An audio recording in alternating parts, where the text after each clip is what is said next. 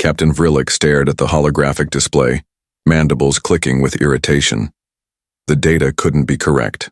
According to the readings, the human specimen had survived conditions that should have been fatal to any carbon-based organism. The Galactic Consortium would require verification before accepting such an anomaly into their records. Replay observation sequence, Vrillik commanded, their six eyes narrowing. The laboratory's chief scientist, Naxor, manipulated the controls with their tentacles. Captain, I've run the analysis 12 times. The data is consistent. The hologram flickered, showing a containment chamber where a human female, designation Ilara Kess, performed physical trials that would exhaust most sentient species. Her vital signs remained steady despite the increasing gravitational pressure. Humans claim their homeworld's harsh conditions forged their resilience, Naxor continued, but our models predicted system failure at 42% of what she's currently tolerating. Vrillik's exoskeleton rattled, an involuntary expression of disbelief. The consortium had tasked their research vessel, the Empirical Mandate, with determining whether humans were suitable for integration into galactic society. Most new species required genetic modifications before they could function alongside established civilizations. Humans, however, defied expectations at every turn. How long has she been conscious? Vrillik asked. 72 standard cycles. No sleep? Impossible. Even Drosians known for their endurance couldn't remain alert beyond 50 cycles. Commander Esmek, the vessel's security chief, entered the observation deck. Unlike the insectoid Vrillik or the cephalopod Naxor, Esmek belonged to the crystalline Korsic species, living minerals that communicated through light pulses and vibrations.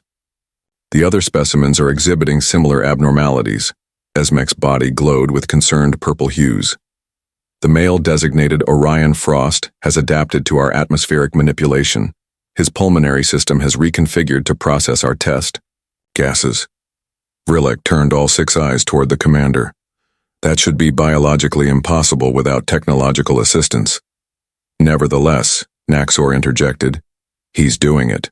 And specimen Del Rivera has developed antibodies to our synthetic pathogens within hours, not days as projected. The observation deck fell silent as the three officers contemplated the implications. The human specimens had been told they were participating in a cultural exchange program.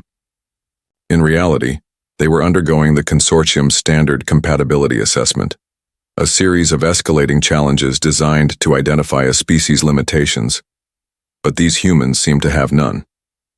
Increase testing parameters. Vrillik finally ordered. We need to find their breaking point. The consortium won't accept a species without documented limitations. It's too dangerous. Naxor's tentacles writhed nervously. Captain, we're already exceeding safety protocols. The subject signed consent forms for all necessary examinations. Proceed with Phase 2. Esmek's crystalline form dimmed in what might have been disapproval, but the commander complied, interfacing with the ship's systems. In the testing chambers below, the environmental controls shifted. Temperature plummeted in Ilara's chamber. Atmospheric pressure doubled around Orion. Radiation levels rose where Diel stood. Through the monitors, Vrillik watched as the humans registered the changes. Their expressions showed discomfort, then determination. Instead of succumbing, they seemed to lean into the challenge. Fascinating, Naxor whispered. They're actively adapting. Impossible, Vrillik insisted, but the evidence was undeniable. As alarms began blaring across the research deck, Vrillik realized they might have miscalculated. These weren't just test subjects anymore, they were becoming something else. And for the first time in Vrillik's distinguished career as a xenobiologist, they felt something unexpected while observing a research specimen. Fear. 3 standard weeks. And still no definitive limitations, Naxor reported, their tentacles manipulating the holographic display to show comparison charts. The human specimens continue to surpass projected thresholds. The research vessel's meeting chamber housed the ship's senior staff, representatives from 12 different species, all experts in their fields. None looked comfortable with the data being presented. Dr. Phalax, the ship's chief medical officer, raised a scaled appendage.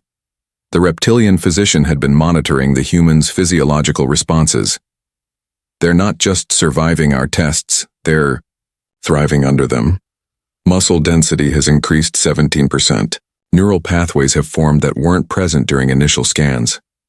They're adapting to our test conditions, Vrillik concluded, mandibles clicking rapidly.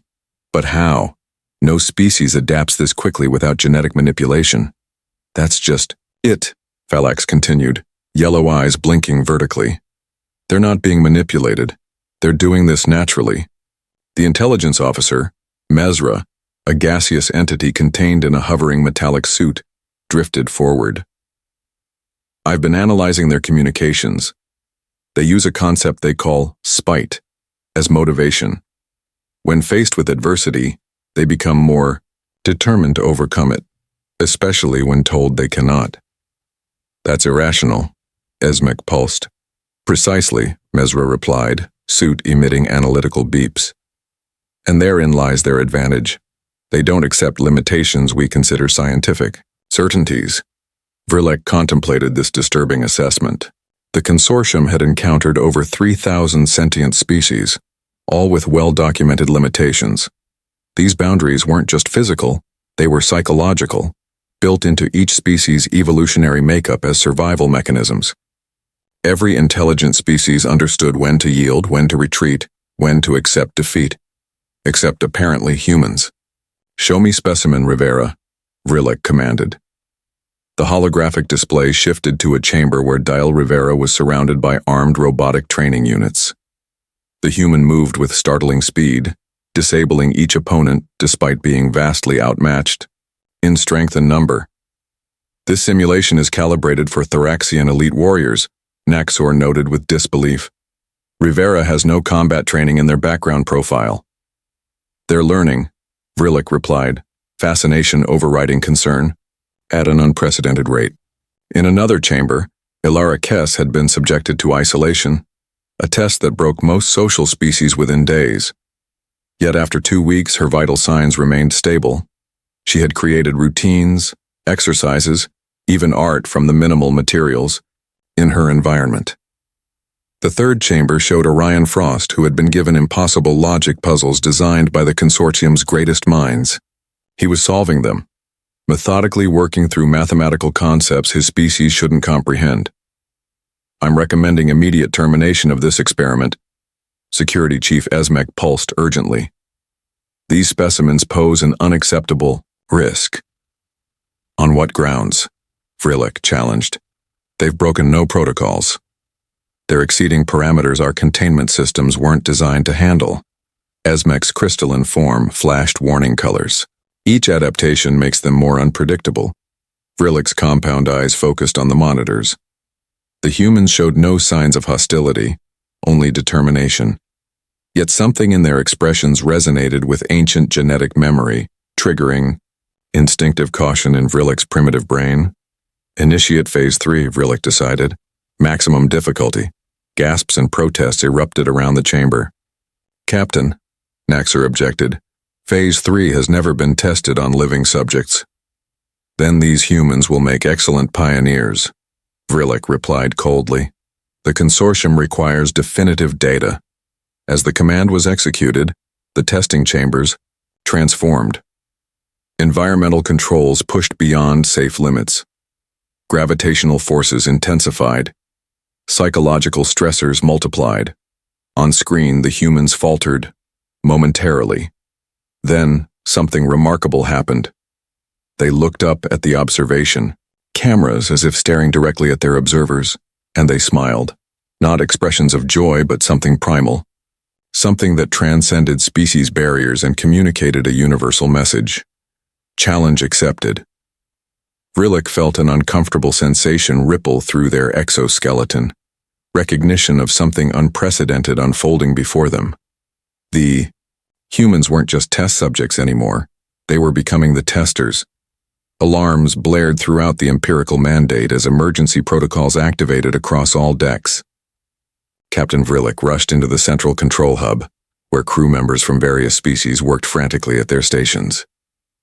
Report, Vrillik demanded. Naxor's tentacles moved in agitated patterns across multiple interfaces. The human specimens. They've synchronized their efforts somehow. They've compromised containment systems in all 3 chambers simultaneously. Impossible. The chambers were isolated from one another specifically to prevent coordinated action. Yet the monitoring feeds showed undeniable evidence. Ilara, Orion, and Diel were executing what appeared to be a pre-planned escape strategy. How are they communicating? Vrillik demanded. Unknown, Naxor admitted. But they've been mapping our systems from inside their containment. Every test we administered provided them with more information about our technology. Commander Esmek's crystalline form pulsed with urgent frequencies. They weren't just enduring the tests, they were using them to study us. On the main display, Ilara Kess manipulated the environmental controls of her chamber, creating a feedback loop that overloaded the safety systems. Meanwhile, Orion Frost had reprogrammed his chamber's diagnostic equipment into a makeshift communication device. Del Rivera had reconfigured the training robots to assist rather than oppose.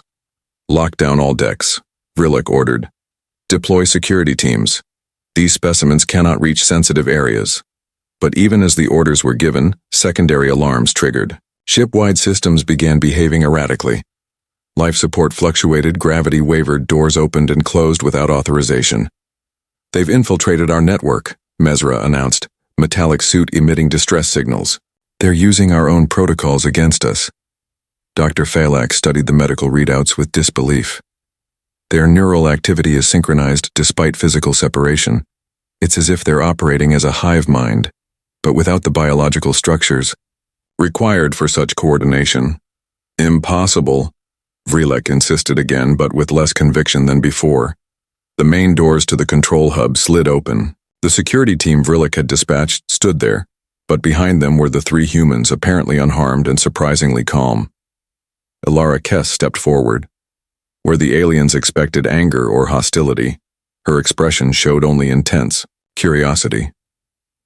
"We need to talk," she said simply. The control hub fell silent.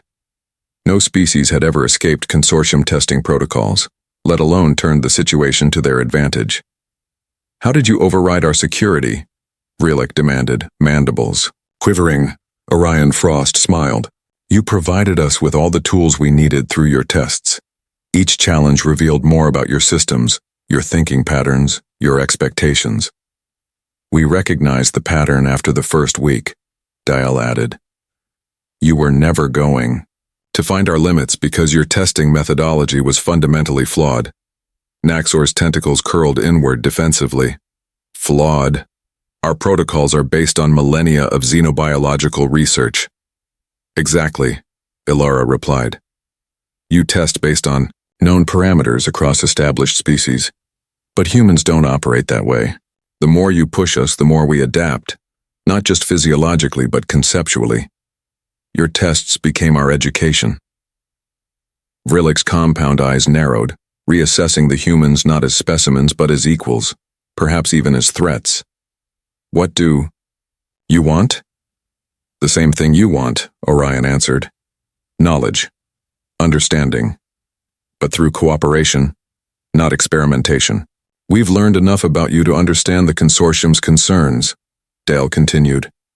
"You fear what you can't categorize, what you can't predict." "You're right to be cautious," Ilara acknowledged. "Humanity's history is filled with violence and destruction. But it's also filled with remarkable collaboration and growth, especially when challenged."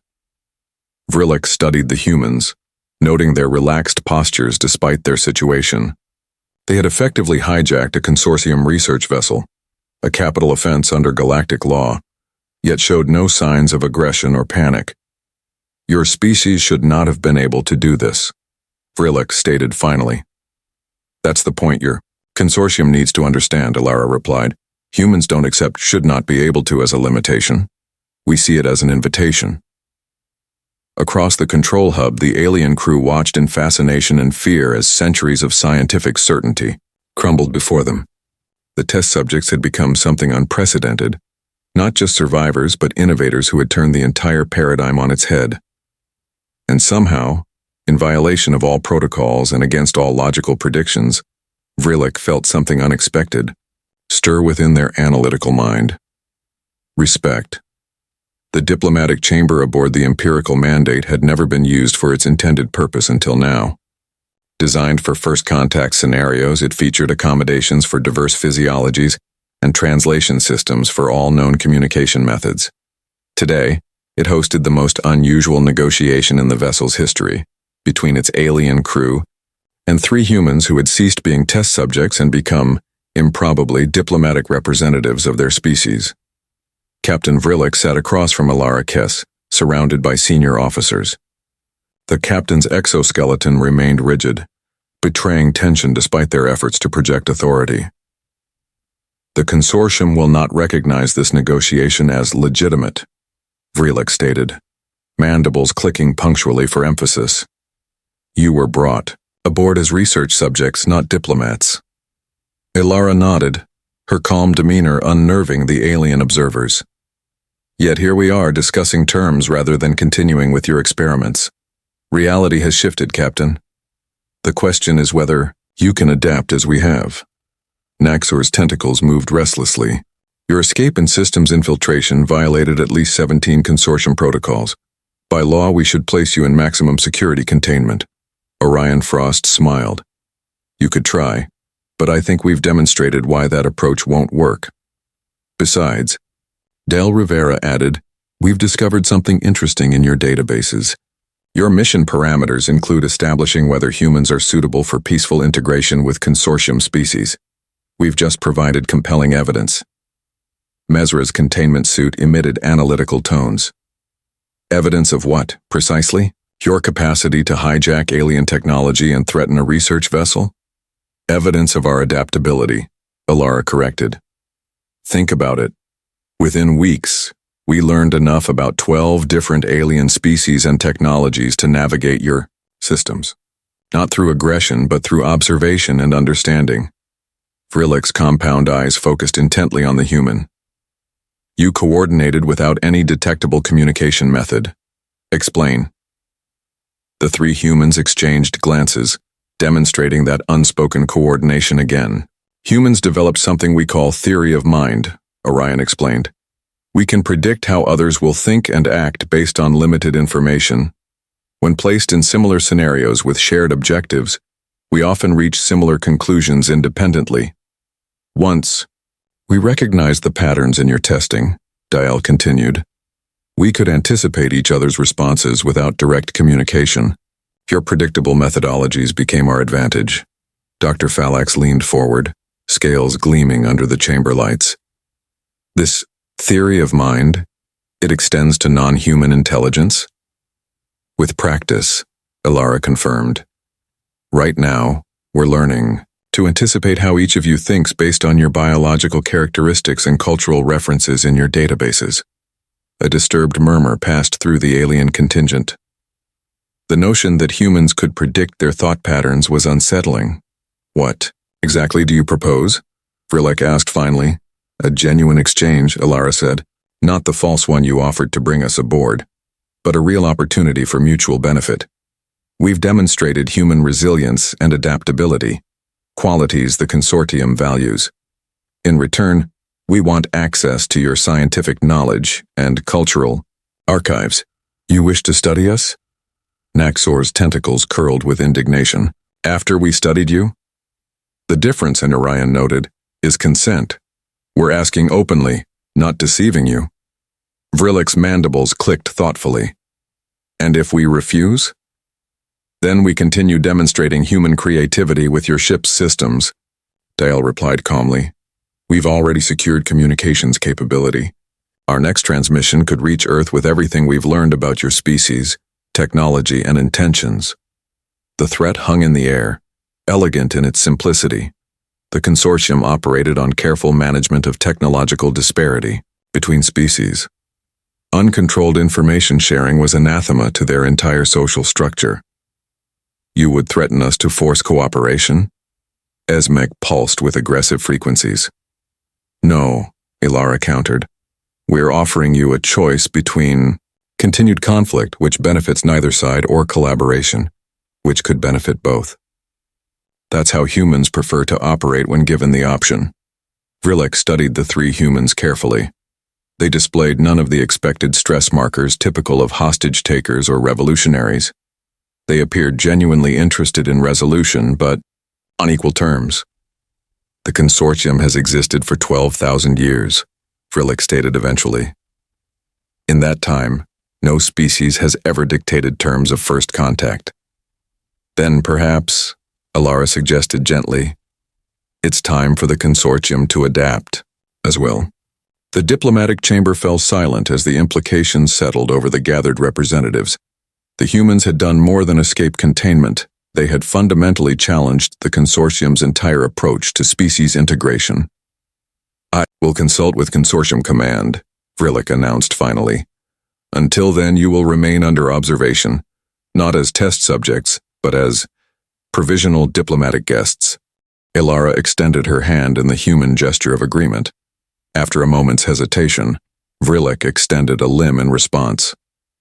As the two species made contact, Vrilek couldn't help but wonder if this unprecedented negotiation marked the beginning of something extraordinary, or the first crack in the foundation of galactic order. The consortium's response arrived faster than anyone aboard the Empirical Mandate had anticipated. The transmission brought not just instructions but also a visitor, High Overseer Zilvax, whose gelatinous form shimmered with neural bioluminescence as they materialized in the ship's teleportation chamber. Unprecedented, was the High Overseer's first word upon being briefed about the situation. In 8 centuries of service to the consortium, I have never encountered such a case. Captain Vrilek led the Overseer to the observation deck, where monitors displayed the humans engaged in various activities. They had been given limited access to non-critical ship systems and cultural databases, a concession that had produced fascinating results. They spend hours absorbing information, Vrilek explained. Their capacity for knowledge integration exceeds our models. Zilvax's translucent body pulsed with skepticism. Yet you believe they pose no immediate threat? They could have disabled life support when they infiltrated our systems, Vrilek admitted. Instead, they chose negotiation. Their behavior suggests a preference for cooperation when available. Or tactical patience, Zilvax countered. The consortium has considered humanity's inclusion for decades. Their solar system occupies a strategically valuable position in their galactic arm, but their historical records show alarming tendencies toward conflict.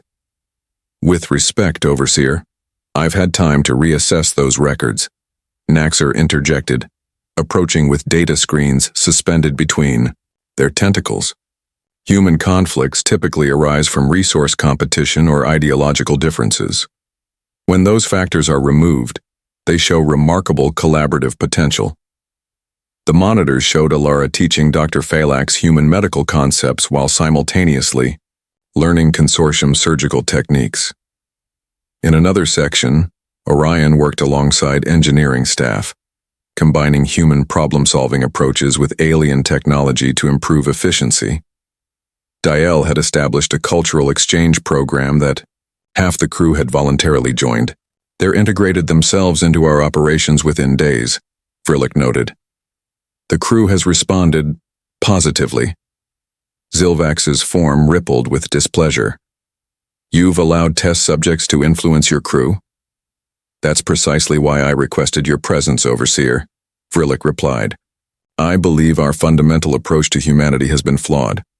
We've been testing their physical and psychological limits when we should have been observing their adaptive capabilities. The Overseer drifted closer to the monitors, neural patterns shifting rapidly. Elaborate. Most species reach evolutionary plateaus, stabilization points where adaptation slows once survival needs are met, Vrilek explained. Humans never stopped. They continuously transformed their environment and themselves in response to challenges. Our test didn't find their limits because their defining characteristic is transcending limits. A concerning attribute and potential, allies, Zilvax observed. Or an invaluable one, Naxor countered. The consortium faces challenges that established approaches haven't solved. The void expansion, the quantum decay crisis, the hive mind collective's expansion. The mention of these existential threats silenced the overseer momentarily. For centuries, the consortium's greatest minds had sought solutions without success. You suggest these humans might offer new perspectives? Zilvax finally asked. They already have. Vrillik activated a secure data node. When granted access to basic information about the void expansion, they proposed an approach that our scientists hadn't considered. It's unorthodox, but the preliminary models show promise. The overseer absorbed the data, neural patterns becoming increasingly agitated. This solution pathway doesn't follow established cosmic principles. Precisely, Vrillik replied. They aren't constrained by our scientific orthodoxy. They question assumptions we consider foundational. The observation deck doors opened as the three humans were escorted in by Commander Esmek. They showed appropriate deference to the High Overseer, but none of the intimidation most species displayed before such authority. High Overseer Zilvax, Alara greeted. We appreciate your willingness to meet with us directly. The Overseer's translation field emitted carefully measured tones. The consortium must determine whether your species represents an asset or a liability to galactic stability. Why not both? Orion suggested with a slight smile. Every transformative force in history has been disruptive before becoming essential. Zilvax's neural patterns flashed with surprise. You view disruption as beneficial? Without disruption, there's no adaptation, Dial explained. And without adaptation, extinction becomes inevitable, the Overseer finished, demonstrating the consortium's fundamental understanding of evolutionary principles.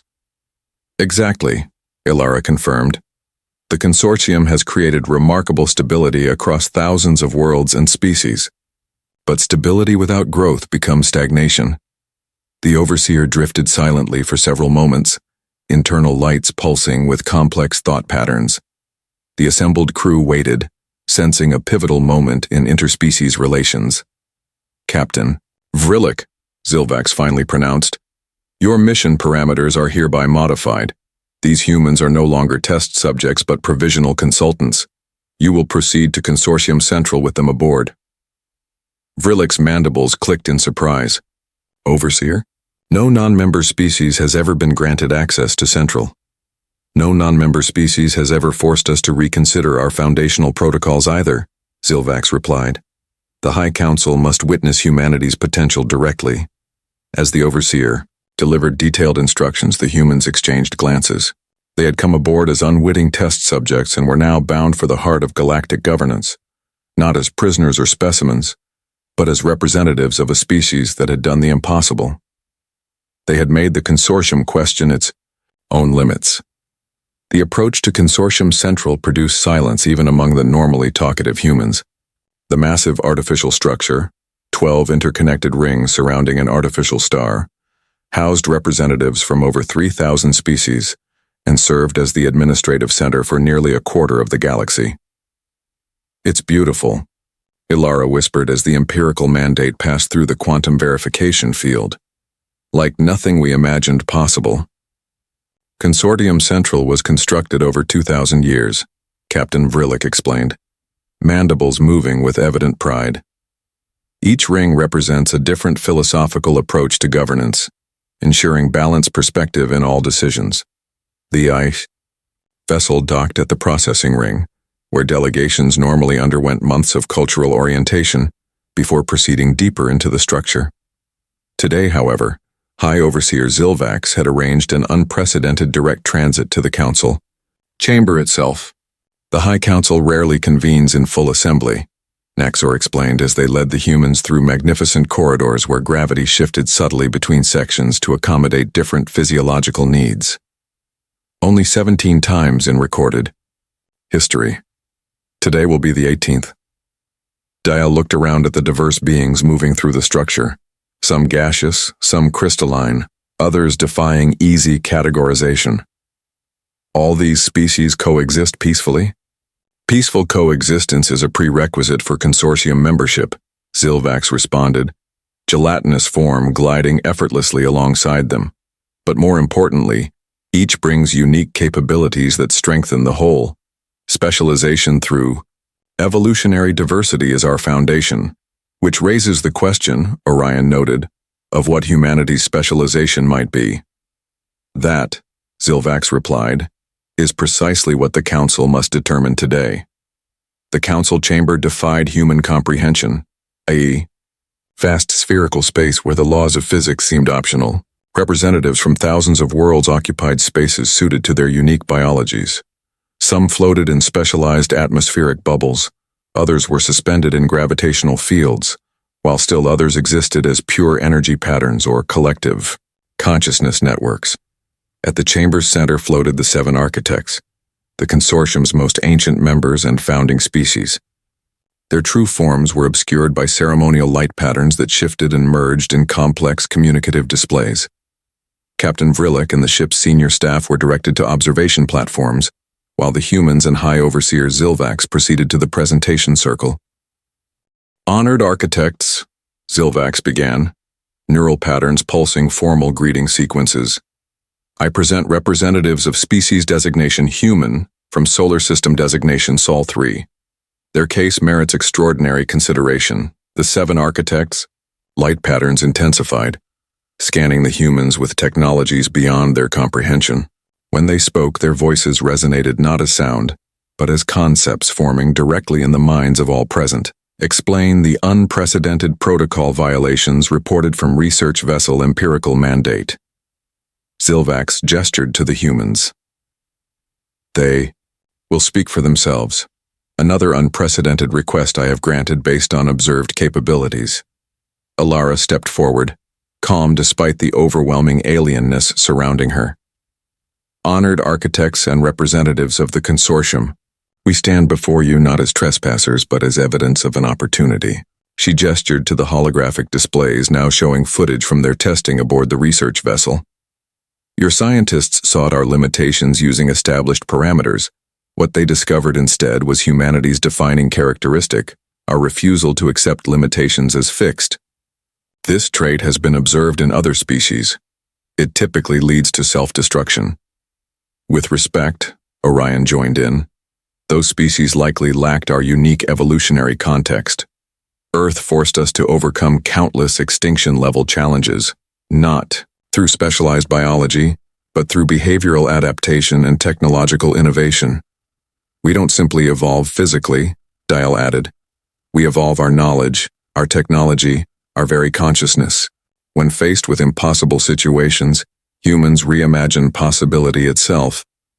Murmurs, or their equivalent across countless communication methods, rippled through the chamber. Some representatives displayed signs of alarm, others of fascination. Your species' historical records show this adaptability frequently channeled toward conflict and destruction. We don't deny our capacity for destruction, Ilara acknowledged. But our history also shows something crucial. Our greatest advancements came when we collaborated despite differences. When Earth's nations pooled their resources and knowledge, we achieved what seemed impossible generations earlier. The display shifted to show the solutions the humans had proposed for the void expansion and other crises facing the consortium. Approaches that violated conventional wisdom yet showed remarkable potential. The consortium faces challenges that conventional approaches cannot solve, Orion continued. We offer not just another specialized evolutionary niche, but a fundamentally different approach to problem solving. The architects' light patterns swirled in what appeared to be rapid communication among themselves. Finally, their collective voice resonated again. The risk you present is considerable. Species that cannot be predicted cannot be fully integrated. With respect, Dale replied. Predictability is exactly what hasn't solved your current crises. Perhaps what the consortium needs isn't another predictable member, but a catalyst for transformation. Silence fell over the vast chamber as the 7 architects' light patterns performed complex dances of deliberation. Captain Vrillik and the crew of the Empirical Mandate watched with bated breath as millennia of established protocol confronted something entirely new. Finally, the architect spoke. Humanity will not be granted conventional membership status. The humans' expressions fell, but before disappointment could fully form, the architects continued. Instead, we establish a new designation: adaptive consultants. Humanity will serve as evolutionary catalysts where conventional approaches have failed. The announcement sent shockwaves through the assembled representatives. In 12,000 years, the MyCom Consortium's fundamental structure had never been modified to accommodate a single species. We accept this responsibility, Alara said, voice steady despite the weight of the moment. As the formal proceedings concluded, Captain Vrillik approached the humans, mandibles clicking, and what they had learned was the captain's expression of amazement. You have achieved what no species has done before, Vrillik stated. You have made the consortium itself adapt. That's the thing about limits, Captain, Alara replied with a smile. They only exist until someone questions them.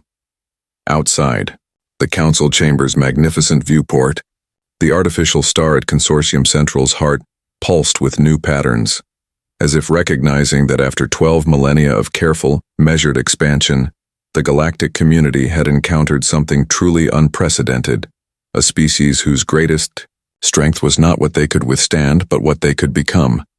And across the vast distances of space, as news of this extraordinary development reached Earth, humanity prepared to embrace its newly recognized role not just as another intelligent species among thousands, but as the embodiment of possibility itself, reminders to a universe grown comfortable with its limitations, that boundaries exist primarily to be transcended.